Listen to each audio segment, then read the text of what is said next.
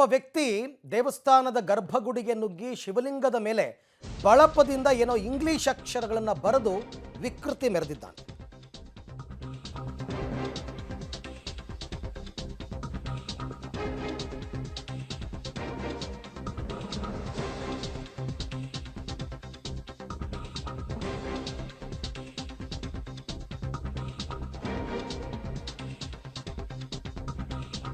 ಶಿವಲಿಂಗದ ಮೇಲೆ ಬಳಪದಿಂದ ಇಂಗ್ಲಿಷ್ ಅಕ್ಷರ ಬರೆದು ವಿಕೃತಿ. ಉತ್ತರ ಕನ್ನಡ ಜಿಲ್ಲೆ ಶಿರಸಿಯ ನರಬೈಲ್ನಲ್ಲಿ ನಡೆದಿರೋ ಘಟನೆ. ಸೋಮೇಶ್ವರ ದೇವಸ್ಥಾನ ಗರ್ಭಗುಡಿಯಲ್ಲಿರ್ತಕ್ಕಂಥ ಶಿವಲಿಂಗ ದೃಶ್ಯದಲ್ಲಿ ತಾವೀಗ ಅದನ್ನು ಗಮನಿಸ್ತಾ ಇದ್ದೀರಾ. ಅದೇನೋ ಶಿವಲಿಂಗದ ಮೇಲೆ JES 2024-2026 ಅಂತ ಬರೆದಿದ್ದಾನಂತೆ. ಪೂಜೆಗೆ ಬಂದ ಪುರೋಹಿತರು ಇದನ್ನು ಗಮನಿಸಿ ಆಮೇಲೆ ಗಮನಕ್ಕೆ ತಂದಿದ್ದಾರೆ.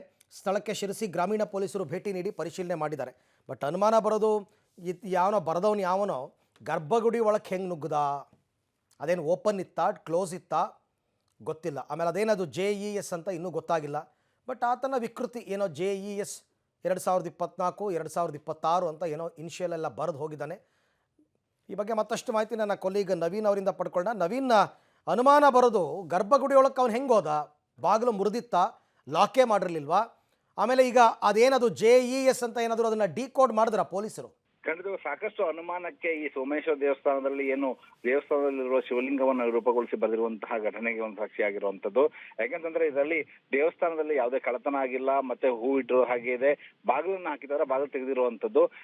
ಯಾರು ಬಂದಿದ್ರು ಅಂತ ಒಂದು ಸ್ಥಳೀಯವಾಗಿ ಯಾರಾದ್ರೂ ಬಂದು ಈ ರೀತಿಯಲ್ಲಿ ಏನಾದ್ರು ಬೇಕು ಅಂತಾರೆ ಮಾಡ್ಲಿಕ್ಕೆ ಈ ರೀತಿ ಅಂದ್ರೆ ಕೋಮು ಗಲಭೆ ಸೃಷ್ಟಿ ಮಾಡುವಂತಹ ಕೆಲಸಕ್ಕೆ ಕೈ ಹಾಕಿದ ಅನ್ನುವಂತಹ ಪ್ರಶ್ನೆಗಳು ಕೂಡ ಹೇಳುವಂತದ್ದು. ಆದ್ರೆ ಇಂಗ್ಲಿಷ್ ನಲ್ಲಿ ಬರೆದಿರುವಂತದ್ದು, ಈ ರೀತಿ ಇಂಗ್ಲಿಷ್ ನಲ್ಲಿ ಬರೆದಿರೋದು ಯಾರೋ ಸುಶಿಕ್ಷಿತ ಯಾರೋ ಬರೆದಿರುವಂತಹ ಸಾಧ್ಯತೆಗಳಿವೆ, ಅಥವಾ ಮಾನಸಿಕವಾಗಿ ಅಸ್ವಸ್ಥರಾಗಿರುವಂತವ್ರು ಕೂಡ ಮಾಡಿರುವಂತಹ ಸಾಧ್ಯತೆಗಳಿವೆ ಅನ್ನುವಂತಹ ಒಂದು ಅನುಮಾನಗಳನ್ನ ಪೊಲೀಸರು ವ್ಯಕ್ತಪಡಿಸ್ತಾ ಇರೋದು. ಆದ್ರೆ ಇಲ್ಲಿವರೆಗೂ ಕೂಡ ಒಂದು ಯಕ್ಷ ಪ್ರಶ್ನೆ ಆಗಿರೋದು ಏನಂತಂದ್ರೆ, ದೇವಸ್ಥಾನದಲ್ಲಿ ಯಾವುದೇ ಕಳ್ಳತನವಾಗದೆ ಕೇವಲ ಒಳಗಡೆ ಮಾತ್ರ ದೇವರ ಶಿವಲಿಂಗಕ್ಕೆ ಮಾತ್ರ ಈ ರೀತಿಯಲ್ಲಿ ಬರೆದಿರುವಂತದ್ದು. ದೇವರ ಹೂ ಕೂಡ ಏನು ಕೂಡ ಯಾವುದೂ ಕೂಡ ಒಂದು ತೊಂದರೆ ಆಗದೆ ಹಾಗೆ ಇದ್ದಿದ್ದಂಥದ್ದು. ಇದು ಒಂದಿಷ್ಟು ಅನುಮಾನಕ್ಕೆ ಕಾರಣವಾಗಿದೆ. ಅಥವಾ ದೇವಸ್ಥಾನಕ್ಕೆ ಸಂಬಂಧಪಟ್ಟವರು ಯಾರಾದ್ರೂ ಈ ರೀತಿ ಮಾಡಿದ್ರ, ಅಥವಾ ಅಲ್ಲಿ ಸುತ್ತಮುತ್ತ ಇರುವಂತಹ ಗ್ರಾಮಸ್ಥರು ಯಾರಾದ್ರೂ ಈಗ ಮಾಡಿರುವಂತಹ ಪ್ರಶ್ನೆಗಳು ಈಗ ಹೇಳುವಂತದ್ದು. ಈಗ ಪೊಲೀಸ್ನವರು ತನಿಖೆಯನ್ನ ಮಾಡ್ತಾ ಇದ್ದಾರೆ. ಆದ್ರೆ ಇಂಗ್ಲಿಷ್ ನಲ್ಲಿ ಬರೆದಂತ ಕೋಡ್ಗಳು, ಯಾಕಂದ್ರೆ ಇಸ್ವಿಗಳನ್ನ ಬರೆದಿದ್ದಾರೆ, ಇದು ಏನು ಅನ್ನೋದೊಂದು ಕೂಡ ಒಂದು ಯಕ್ಷ ಪ್ರಶ್ನೆ ಆಗಿರುವಂತದ್ದು. Aravind, okay, thank you Naveen ತಮ್ಮೆಲ್ಲ ಮಾಹಿತಿಗೆ. CCTV ಕ್ಯಾಮ್ರಾಗಳು ಇದ್ದಿದ್ರೆ ಗೊತ್ತಾಗ್ತಾ ಇತ್ತು, ಬಟ್ ಮೋಸ್ಟ್ಲಿ ಅಲ್ಲಿ ಇರ್ಲಿಕ್ಕಿಲ್ಲ ಅಂತ ಅನ್ಸುತ್ತೆ. ಹಾಗಾಗಿ ಇದು ಇನ್ನೂ ಕೂಡ ಏನೂ ಗೊತ್ತಾಗಿಲ್ಲ.